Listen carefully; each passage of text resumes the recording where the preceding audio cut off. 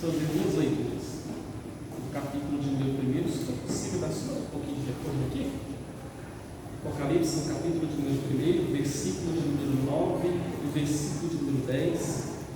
E depois vamos ler Apocalipse, capítulo de número 6. Último livro da Bíblia. Apocalipse, capítulo de número 1, versículo de número 9 e versículo de número 10. Quantos acharam? Amém. Diz assim: Eu, João, que também sou vosso irmão e companheiro na aflição e no meio, e na paciência de Jesus Cristo, estava na ilha chamada Patmos por causa da palavra de Deus e pelo testemunho de Jesus Cristo, e fui arrebatado em espírito no dia do Senhor, e ouvi de trás de mim uma grande voz que dizia como de trombeta, o que dizia: o que vês, escreve no livro, e envia as 7 igrejas que estão na Ásia, a Éfeso, Esmirna e a Pérgamo, Tiatira, Sardes, Filadélfia e Laodiceia. Apocalipse, capítulo de número 6.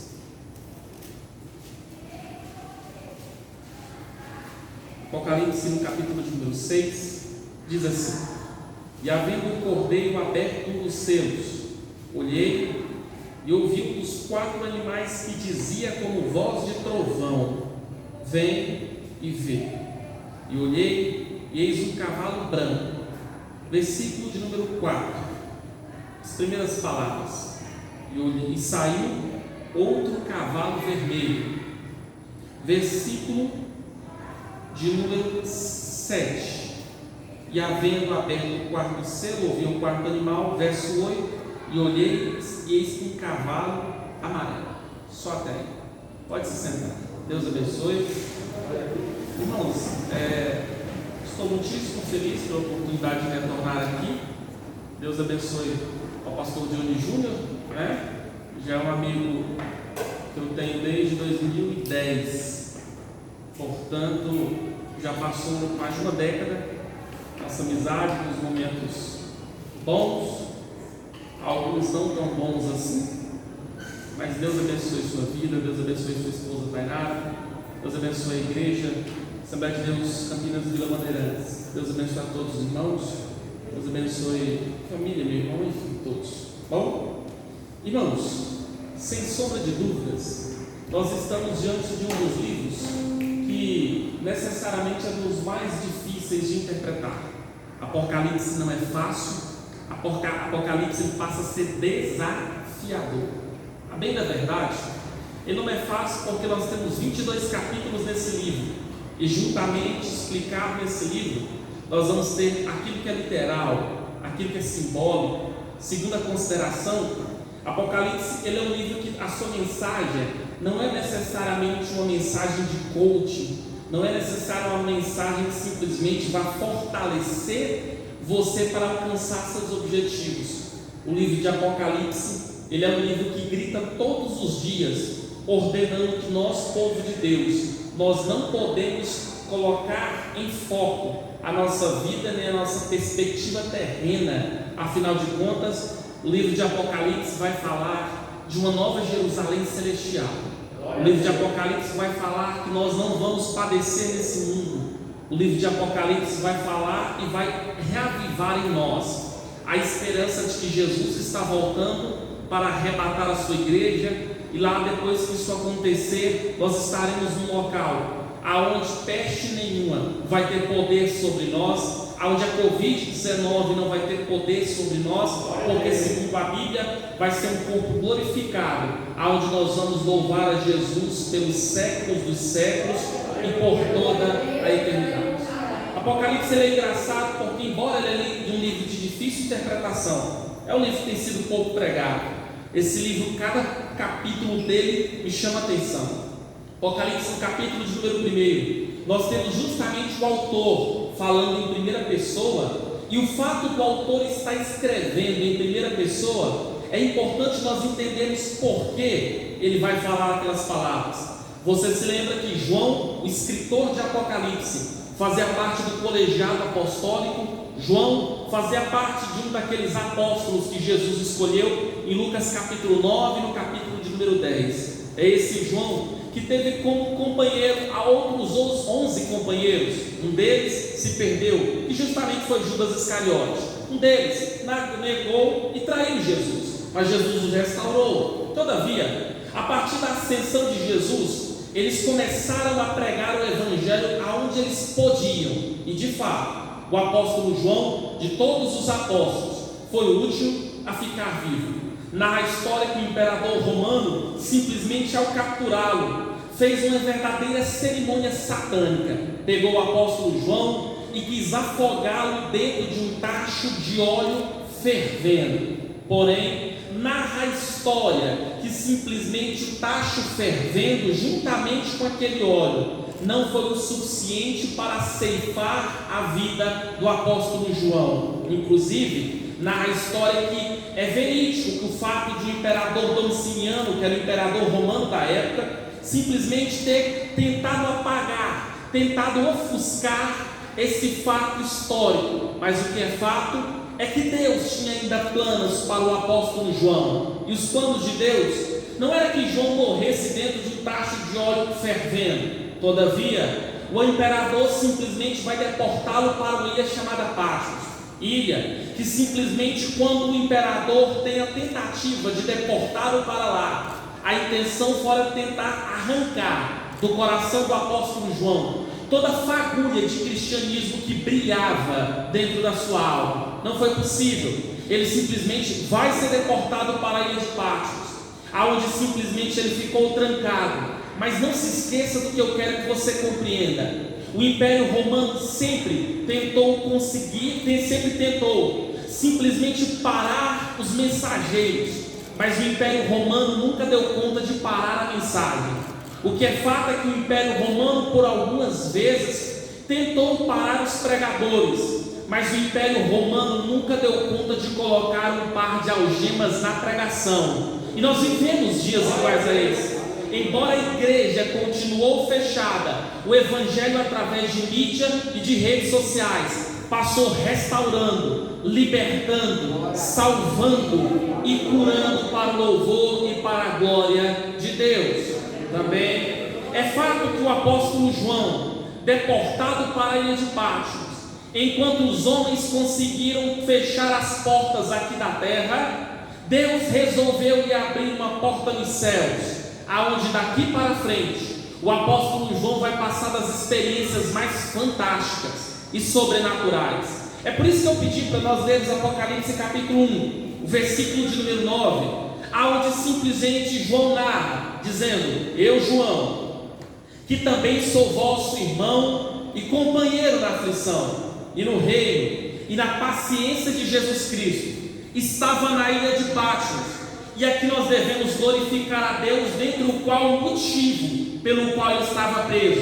Ele diz que esteve preso por causa da palavra de Deus e por causa do testemunho que ele deu de Jesus Cristo a respeito das pessoas que ele viveu e conviveu. No verso 10 ele vai dizer que ele foi arrebatado em espírito, e ele diz que depois desse processo de arrebatamento, ele ouviu uma voz que dizia assim: João, o que você está vendo? Escreve num livro, e escreve e envia-o às 7 igrejas: Éfeso, Esmirna, Pérgamo, Sardes, Tiatira, Filadélfia e Laodiceia. E o apóstolo João diz a partir do versículo de número 12, que foi o versículo que nós não lemos, que ele se virou para ver quem é que estava comunicando com ele, para saber quem é que estava falando com ele. E ele diz que quando se virou, ele viu 7 castiçais de ouro, e ele vai dizer que no meio desses 7 castiçais, um semelhante ao filho do homem, até os seus pés tinha uma veste comprida, e ele vai dizer que no seu peito tinha um cinturão de ouro 18 quilates, e na sua cabeça era cabelos brancos como a lã branca, como a neve, e os olhos dele não tinham uma estrutura ocular como a minha e como a sua. Ele diz que nos seus olhos eram 2 chamas pegando fogo, e ele vai dizer no versículo de número 15 que os seus pés eram semelhantes a bronze, e ele vai dizer que ele tinha na sua destra, na sua mão direita, 7 estrelas, e simplesmente na sua boca sai uma espada aguda de 2 fios. João diz que tentou olhar para ele, e olhar para ele era semelhante a tentar olhar dentro do sol. E no versículo de número 17, ele vai dizer que essa cena era tão impressionante, e esse ser era tão glorioso, que ele não teve outra atitude ao não ser se jogar nos pés dele. João ficou com medo, João ficou com pavor, e esse ser se direciona rumo ao apóstolo João e dá uma ordem, e a ordem é: João, não fiques com medo, eu sou o primeiro e eu sou o último, eu sou aquele que estive morto, mas agora eu ressuscitei, e eis que estou vivo por todo o sempre. A ideia é bem simples: João, eu não tenho começo, eu não tenho meio e eu não tenho fim. João, eu sou aquele que era, eu sou aquele que é. João, eu sou todo-poderoso, e a partir de agora eu tenho nas minhas mãos a chave da morte e a chave do inferno. E é isso que eu quero que você compreenda. Esse é o Jesus dessa igreja, esse é o Jesus para ser honrado e glorificado. Um Jesus que não tem começo, um Jesus que não tem meio, um Jesus que não tem fim, um Jesus que começou porque ele já era, e ele nunca vai finalizar a sua essência. Afinal de contas, ele é o Todo-Poderoso, ele é digno de honra, e ele é digno de glória, e ele é digno de ser adorado por todo o sempre. É esse mesmo Jesus quem vai dizer para João: João, você não está observando os mistérios das minhas mãos? Verso 20: João, o mistério das 7 estrelas que você está vendo, e do que 7 castiçais de ouro, eu vou interpretar para você. As 7 estrelas, João, são 7 anjos das igrejas, e os 7 castiçais são as igrejas. Ele está dizendo bem claro: os líderes das igrejas estão na minha mão direita, e a igreja está na minha mão esquerda. E é isso que eu quero que você compreenda. Não há igreja cristã no planeta, não há Assembleia de Deus no mundo que não esteja longe, que esteja longe das mãos de Jesus. Toda a igreja ele simplesmente contempla. Toda a igreja ele sabe quem era e sabe quem não é. Toda a igreja está nas mãos do Cordeiro de Deus. E não se esqueça, enquanto ele esteve na terra, ele disse que essa é a minha igreja, e as portas do inferno não prevalecerão contra ela. O capítulo de número 2 de Apocalipse, nós vamos ter algumas lições. A bem da verdade, o capítulo de número 2 e o capítulo de número 3. Porque o capítulo de número 1, João recebe uma ordem de Jesus para escrever as cartas. A ideia é bem simples: era João quem haveria de entregar as cartas. O fato de Jesus ordenar a João escrever era um selo de Cristo, mostrando para João que ele não morreria na ilha de Patmos, como de fato não foi lá onde João morreu. A ideia é bem simples: enquanto nós entregarmos a mensagem de Jesus, eu estava aqui apreciando o testemunho da irmã que esteve internada, e eu concluí nessa seguinte realidade: enquanto nós entregarmos a mensagem de Jesus, enquanto nós fazemos aquilo que Jesus nos levantou para fazermos, nós não vamos morrer aprisionados, porque afinal de contas Ele nos chamou para simplesmente fazer a sua vontade, pregar quem Ele é, falar do que Ele pode fazer, e arrancar pessoas do inferno e levar para a nova Jerusalém, para a glória de Deus. Capítulo de número 2, é o apóstolo João quem vai receber de Jesus a mensagem frente às 7 igrejas do Apocalipse. A primeira que João simplesmente recebe a ordem de Jesus para profetizar é a igreja de Éfeso. Éfeso era um território engraçado, porque simplesmente ela era considerada a segunda cidade mais poderosa da Ásia Menor. Em Éfeso ficava o famoso império estabelecido pelo aspecto religioso da deusa Diana dos Efésios. Um templo com 12 colunas, com 12 metros de altura.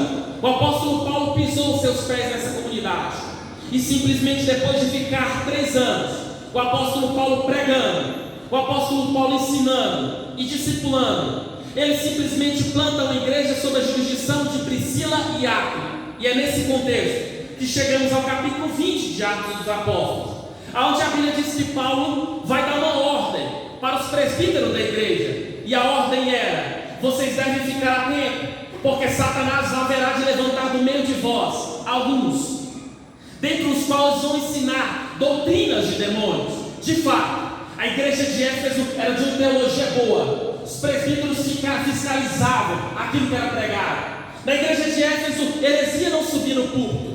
A igreja de Éfeso era uma igreja ortodoxa, de uma teologia boa e correta. Era uma igreja elogiada por Jesus. Em Apocalipse 2:2, que Jesus vai dizer: eu sei as tuas obras, eu sei do teu trabalho, sei da tua paciência. Portanto, a igreja de Éfeso era uma igreja onde tinha boas obras para com Deus, tinha paciência para com a obra de Deus e simplesmente tinha um ardor, simplesmente não ter preguiça para trabalhar pela obra de Deus. Era uma igreja que Jesus elogiou, é uma igreja que Jesus estimulou. Porém, no versículo de número 4, Jesus vai apresentar uma crítica para aquela igreja, e a crítica é: tenho porém contra ti que deixastes o teu primeiro amor.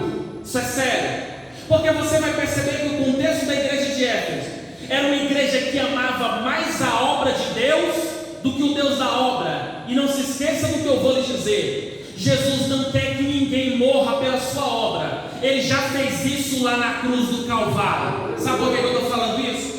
Porque na perspectiva do pastor Hernandes Dias Lopes, ele vai dizer que a igreja de Éfeso era semelhante a uma esposa que amava o seu marido, mas porém que era fiel ao seu marido, mas porém não amava-o mais. E esse é um problema, e Jesus vai criticar essa atitude na igreja de Éfeso. Ele vai dizer que é uma igreja que tinha parado de amar a Jesus como amava de verdade. E Jesus vai apresentar justamente não a sua opinião sobre a igreja, porque Jesus não tem uma opinião sobre a sua igreja. Ele tem um diagnóstico perfeito e completo. E no versículo de número 5, ele vai dizer: igreja, lembra de onde você caiu, arrepende-te e volta a praticar as primeiras obras. E não se esqueça do que eu vou lhe dizer: é o grito de Jesus todo dia dentro da minha alma. Starley, lembra de onde você caiu, mas volta a praticar as primeiras obras. Volta a adorar como você adorava no primeiro ano que você me conheceu. Volta a ler a Bíblia com o mesmo fervor. Volta a adorar com o mesmo fogo. E é isso que a Assembleia de Deus vai ter que precisar voltar a fazer urgentemente. Se você pegar a história do nosso movimento pentecostal, você vai perceber que os primeiros pregadores, eles de fato não eram bacharéis em teologia, igual eu, seu pastor, mas você vai perceber que o fogo ardia na alma, adoração. E quando eles cantavam assim, nós abrimos esse culto, de fato, eles estavam abrindo culto aqui na terra, e Deus estava abrindo culto lá nos céus, e derramava da sua graça. Não se esqueça do que eu vou lhe dizer: Jesus sempre vai gritar na minha alma e na sua alma que nós precisamos voltar a adorar a Deus como antes. Precisamos lembrar quem nós éramos e precisamos urgentemente de renovação. Deus vai gritar para a nossa igreja todos os dias: volta ao primeiro amor, volta ao primeiro amor, volta ao primeiro amor, para o louvor e para a glória de Deus. Jesus foi conversar com 7 igrejas. Dessas 7 igrejas, nós vamos perceber que para 5 delas, Jesus simplesmente vai emitir elogios, mas vai emitir crítica também. Para igrejas mais ricas, Jesus olha e diz assim: mas tem porém contra ti que o teu nome é de igreja rica, mas para mim tu é pobre. Para a igreja mais pobre, Jesus simplesmente vai dizer: tu és pobre para os homens, mas para mim tu é rica. Porque na perspectiva de Jesus, uma igreja rica não é ter uma boa estrutura, não é ter uma boa estrutura hídrica ou de mídia. Na perspectiva de Jesus, não é o ar que faz a diferença, não é o conforto das poltronas. Na perspectiva de Jesus, uma igreja que faz a diferença é uma igreja cheia da palavra e do poder de Deus.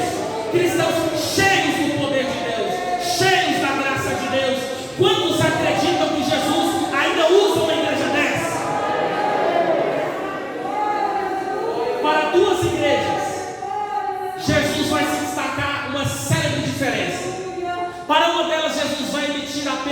elogios. Era uma igreja que, se você passasse na porta, eles não tinham uma boa estrutura. O grupo de louvor não tinha bons violões, não tinha bons teclados.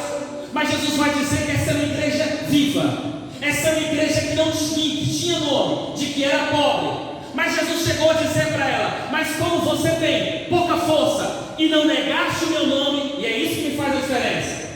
É uma igreja que não nega o nome de Jesus. É uma igreja que todos estão dispostos a reconhecer a grandeza de Jesus. É uma igreja que todos se curvam para a soberania de Jesus de Nazaré da Galileia. Sabe por quê, irmãos?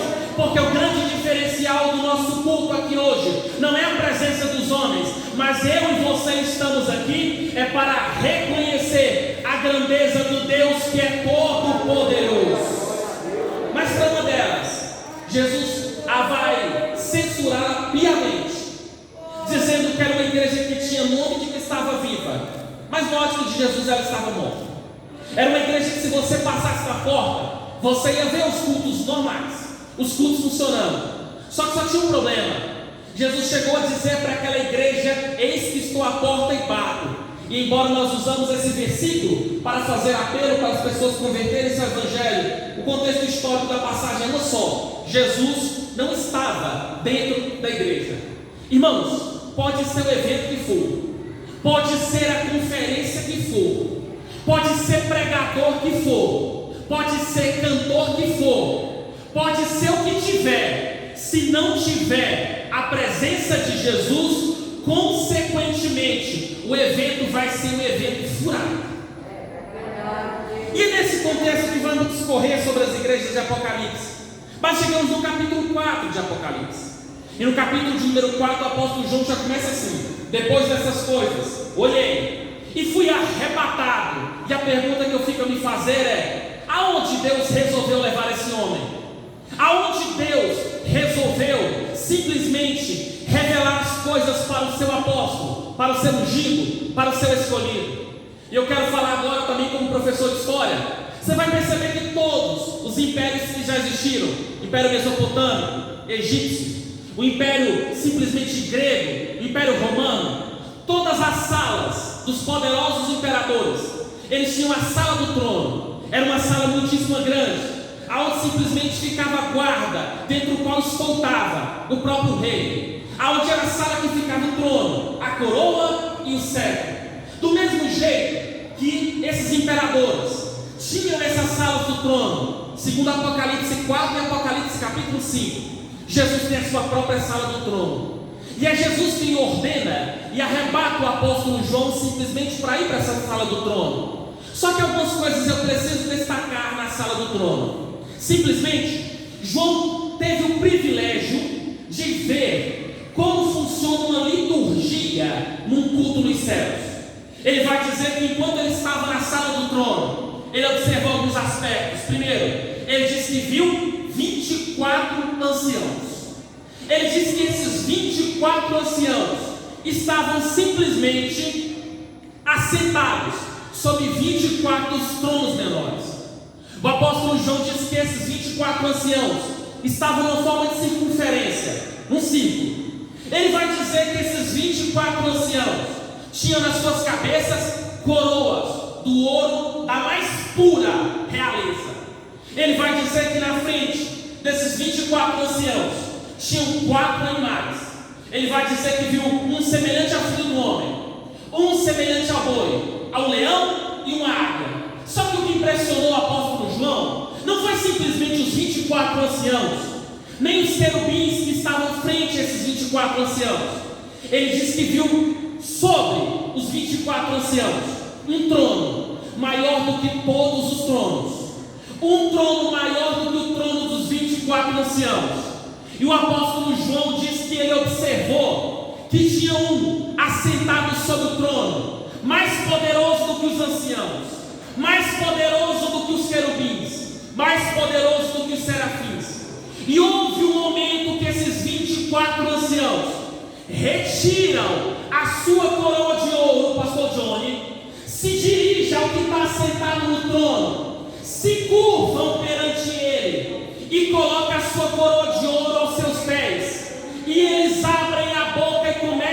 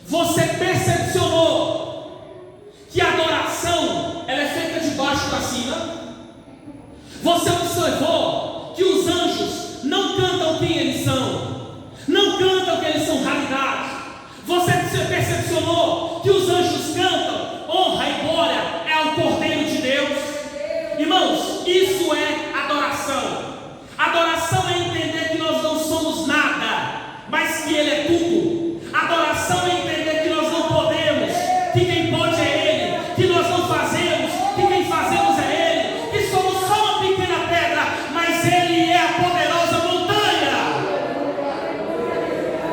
Chegamos no capítulo 5 de Apocalipse, aonde a Bíblia Sagrada é enfática em dizer justamente sobre uma cena que no céu o apóstolo João ficou num estado deplorável.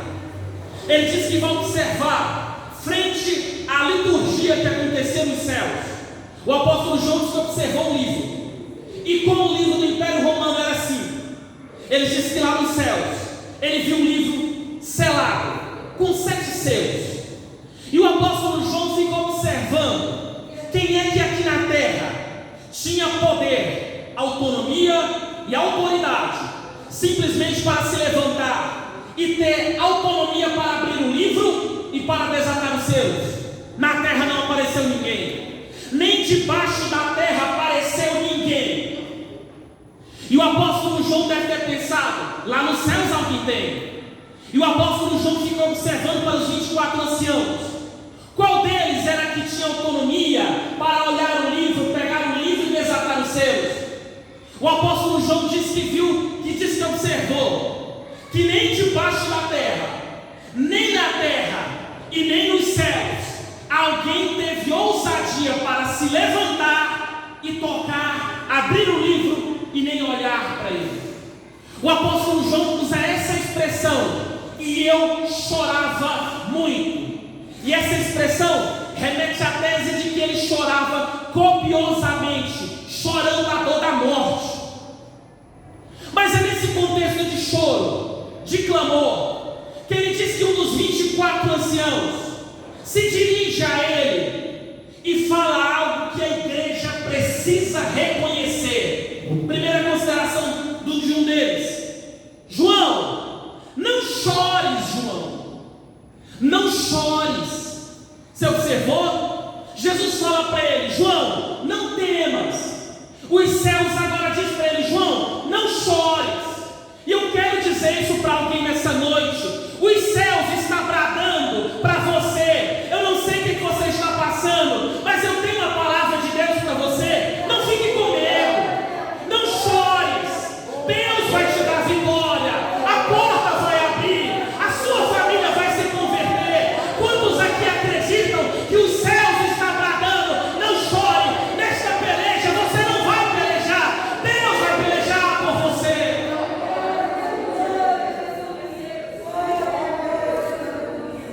Por quê? E é os céus quem vai dizer: João, não chores, porque o leão da tribo de Judá, a raiz de Davi, ele nasceu e ressuscitou. Ele tem poder para abrir um livro e para desatar os seus 7 selos. Aquilo que os homens não dão conta de abrir, a porta que os homens não têm a chave, Jesus tem, irmãos. Se Jesus tem a chave da morte, do inferno, dos céus, Ele não vai ter a chave para a porta do emprego, Ele não vai ter a chave para a salvação. Acredite, não chores. Eis que o leão da tribo de Judá, ele vai abrir a porta para o louvor e para a glória de Deus. É daqui para frente que João vai ver Jesus pegar o livro. E como eu falo nesse seminário de Apocalipse que eu tenho corrido a cidade de Goiânia pregando, eu falo para os irmãos que Apocalipse, a partir de agora, chegamos no capítulo de número 6, aonde nós acreditamos, pelo menos está no artigo 3 do Credo das Assembleias de Deus, que a igreja não vai passar pela grande tribulação, mas ai daqueles que ficarem nesse momento. Sabe por que eu falo isso? Eu queria convidar você a abrir a sua Bíblia, não colocar isso no telão, a sua Bíblia, Apocalipse capítulo de número 6, rapidamente.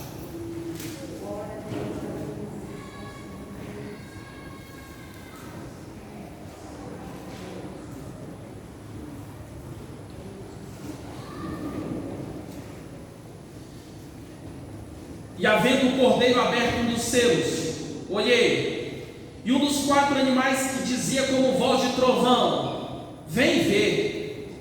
E olhei, irmãos, e dentro do livro, João viu brotar um cavalo branco, e o que estava sentado sobre ele tinha um arco, e foi-lhe dado uma coroa, e saiu vitorioso para vencer. Esse é o primeiro selo, e de uma perspectiva inclusive da fé que professamos, seria o primeiro advento do período da grande tribulação. O cavaleiro branco dos 4 cavaleiros é aquele de mais difícil interpretação. Alguns levantam a bandeira de ser Jesus, outros levantam a bandeira de ser justamente o anticristo. Jesus eu não creio que é, afinal de contas a palavra grega que aparece para Apocalipse 6 não é a palavra grega que vai aparecer para Apocalipse 19 e 11. A ideia é bem simples. O cavaleiro branco ele vai representar um período de paz, um sistema que vai ser instaurado e estabelecido pelo anticristo. Mas não se esqueça, aquilo que o anticristo fazer, aquele momento de paz que o anticristo proporcionar, vai ser uma paz que tem data para começar e tem data para terminar. Irmãos, a Bíblia só vai mostrar quem dá conta de dar uma paz eternamente. Isaías capítulo 9, verso 6 vai dizer: por isso nos alegremos, um menino se nasceu, e um filho se nos deu, e o seu nome será chamado de Maravilhoso, Conselheiro, Deus Forte, Pai da Eternidade e Príncipe da Paz. Versículo de número 4. E saiu o outro cavaleiro, dessa vez vermelho, e o que estava sentado sobre ele foi-lhe dado para que tirasse a paz da terra, e que matassem uns aos outros, e foi-lhe dado uma grande espada. Irmão, se você observar a história, você vai perceber que homens igual Hitler foram responsáveis por quase 3 metrópoles de Goiânia como essa, da morte e simplesmente pelo ceifar a vida de vários judeus. Se você observar o golpe que a Itália vai sofrer através de um fascista chamado Benito Mussolini, no dia que ele marchou contra Roma no ano de 1922, você vai perceber que vidas foram ceifadas sem a mínima dó e sem a mínima piedade. O que eu quero que você entenda é que momentos históricos iguais a esse aconteceu com a igreja aqui na terra, e com o Espírito Santo salvando, curando, libertando e batizando gente do Espírito Santo. Imagina só o período da grande tribulação, que a igreja será retirada e simplesmente o cavaleiro vermelho vai ter ânimo e simplesmente vai ter autonomia da parte de Jesus para fazer aquilo que ele bem entender. Depois, você vai perceber que o cavaleiro vermelho, ele simplesmente ele tem a sua cor, não é por outra intenção, ele vai derramar sangue. Esse cavaleiro vermelho vai agir no momento de guerras, de conflitos, e segundo Jesus, em Mateus capítulo 24, a Bíblia Sagrada diz que vai ser um momento que vai haver choro e ranger de dentes. Vai ser um momento que vai ter perseguição do anticristo e da trindade satânica contra aqueles que professarem a fé em Jesus. Vai ter perseguição religiosa. Afinal de contas, esse cavaleiro tem uma grande espada. A palavra grega aqui era macaira, que significa cutelo sacrificador. Aqueles que não professaram a fé no anticristo, que não estiveram no sistema satânico, não dobraram a falso profeta e nem aceitaram a marca da besta, haverá de se encontrar com o cavaleiro vermelho. A paz vai ser retirada da terra, porque os homens rejeitaram o príncipe da paz, que é Jesus. A proposta é bem simples: o cavaleiro vermelho vai ter simplesmente autonomia da parte de Jesus para retirar a paz do meio dos homens. Leia comigo, por favor, Apocalipse no capítulo de número 5. E havendo aberto o terceiro selo, ouvi o terceiro animal dizendo: vem e vê. E olhei, e eis que desta vez um cavalo preto, e o que estava sentado sobre ele tinha nas suas mãos uma balança. Sabe por quê? Porque se o cavaleiro é branco, ele simplesmente porta um arco, uma coroa para medir. Se o cavaleiro vermelho, ele porta uma espada nas suas mãos.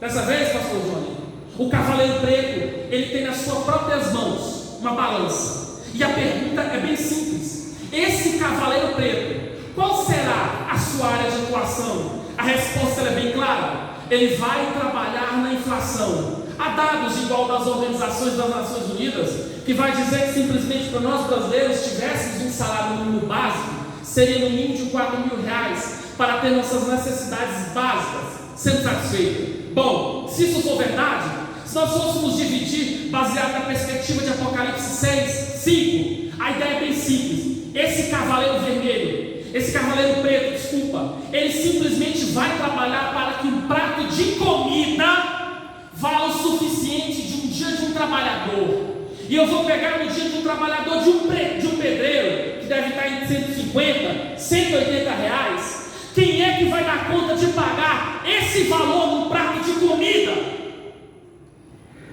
Fala para mim, quem é que o pai que vai dar conta de sustentar a sua família, seus filhos, pagando esse valor num prato de comida? É por isso que Apocalipse vai ter textos mais para frente, que vai dizer que pais vão começar a abandonar sua família, porque vão começar a perceber que a sua família está morrendo de fome. A proposta é bem simples. O cavaleiro preto, ele não vai vir de fato para fazer outra coisa ao não ser proporcionar pobreza.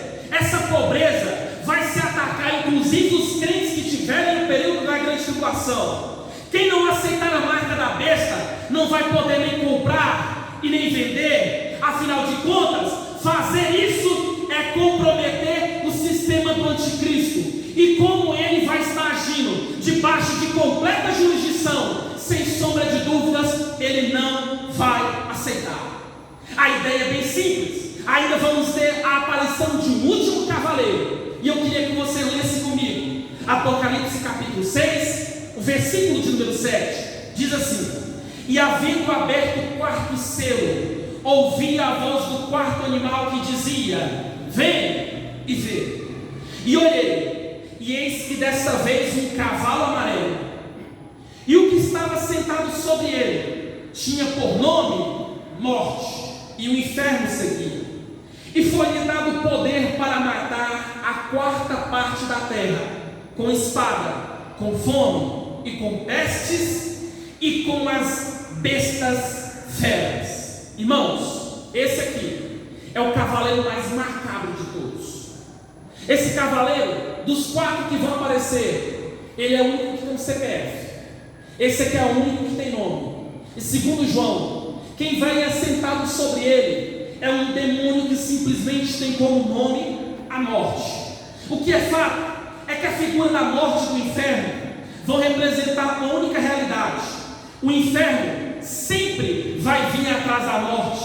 A morte vai derrubar e o inferno vai recolher os mortos. A morte vai pedir o corpo, enquanto o inferno vai pedir a alma. A morte e o inferno não podem fazer o que querem, porque quando chegar nessa fase da grande tribulação, a Bíblia é bem clara, vai dizer que os dois juntos vão matar 20% da população mundial. E o que impressiona é que João vai apresentar os métodos que vão acontecer para as pessoas morrerem. Primeiro, João vai dizer que eles vão morrer pela espada. Diferente da espada do cavaleiro vermelho, que é Macaia, aqui é Rompaia, que vai ser uma espada comprida, utilizada na guerra para matar e ceifar a vida uns dos outros. Talvez seja por isso que João grita, dizendo que quando esse cavaleiro amarelo brotar, ele vai brotar proporcionando guerras. E sem sombra de dúvidas, guerras é fator determinante para ceifar a vida de homens, mulheres, pois estão batalhando e têm que jurar até a morte a sua vida. Segundo João, ele vai dizer que o cavaleiro amarelo e o inferno vão derrubar as pessoas pela fome. A fome é o subproduto da guerra. Você sabe quais são as consequências da guerra? Fome, desemprego, tragédia, miséria. E por fim, João ainda vai dizer que ele vai matar pelas pestes e pela mortandade. Jesus chegou a dizer que vai ser um tempo que nós iremos ouvir falar de guerra, rumor de guerra. Em contrapartida, a ideia é bem simples. No período da grande tribulação, epidemias e pandemias vão ser comuns, pois muitos haverão de morrer e haverão de serem ceifados. E por fim, João diz ficai atento, pois eles vão matar através das bestas feras. Os animais vão passar tanta fome, mas tanta fome, que eles vão começar a ceifar a vida daqueles que rejeitaram de verdade a presença de Jesus. Esse, irmãos, é o período da grande tribulação. Mas eu quero falar uma boa notícia para a igreja. Uma boa notícia. Aonde nós vamos estar, Starler? Apocalipse capítulo 7, no versículo de número 9.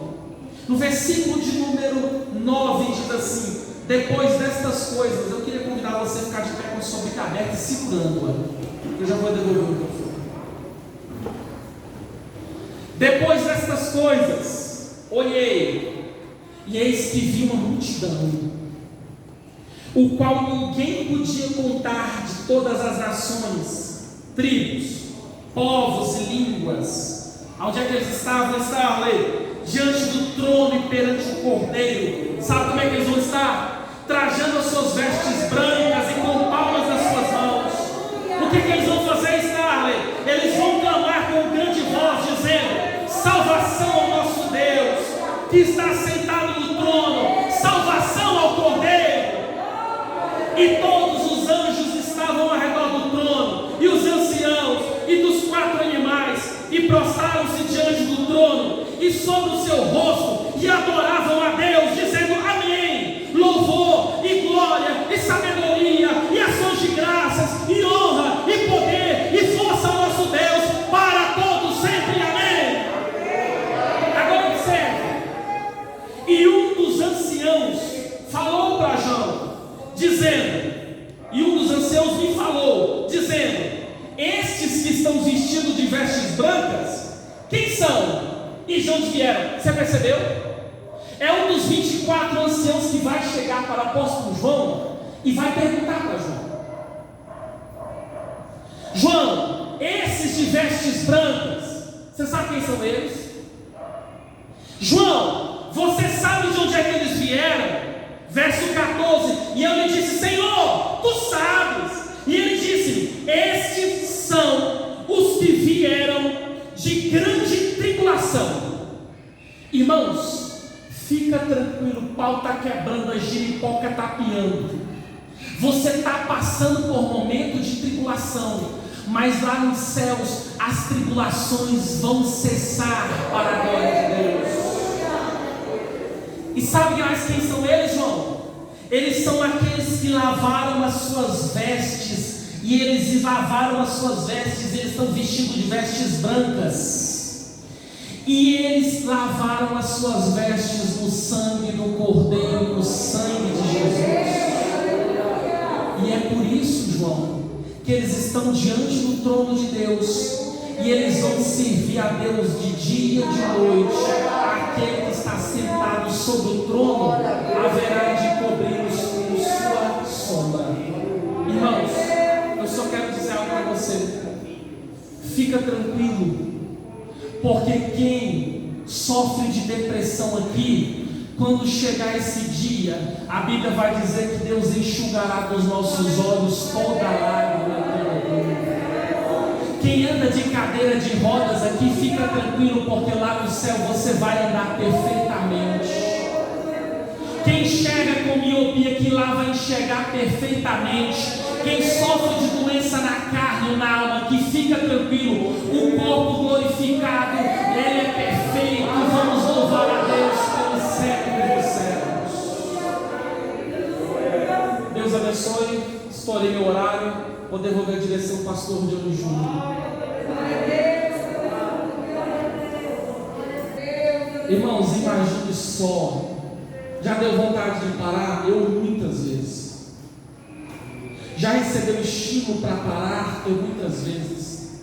Só que quando eu vou falar igual Jeremias, e quando eu pensei em parar, a tua palavra me ardia nos ossos. Não para.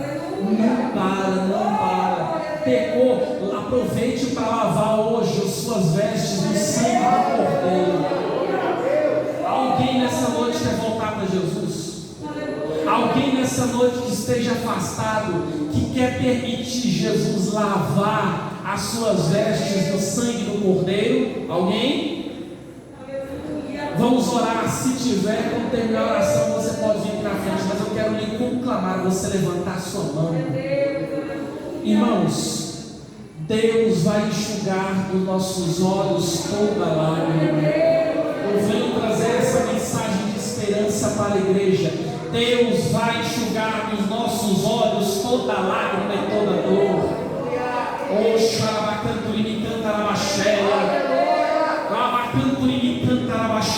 Deus é Senhor. Espírito Santo, em nome de Jesus Cristo, eu quero pedir a Ti. Ordena, ó Deus, da Tua bênção, da Tua graça. Espírito Santo, injeta essa palavra no coração dessa gente. Espírito Santo, renova, ó Deus, para a glória do Teu nome. Proveja, Senhor, o Teu poder, Teu poder, Teu poder, Teu poder, Senhor. Ó Espírito Santo de Deus, sobre a autoridade do nome de Jesus Cristo, eu ordeno que toda enfermidade bata em retirada do seu corpo, em nome de Jesus Cristo. Em nome de Jesus Cristo, que você e que eu nessa noite sejamos cheios do Espírito Santo, cheios do Espírito Santo. Senhor, lava as nossas vestes e nos dê força até o arrebatamento da igreja para o louvor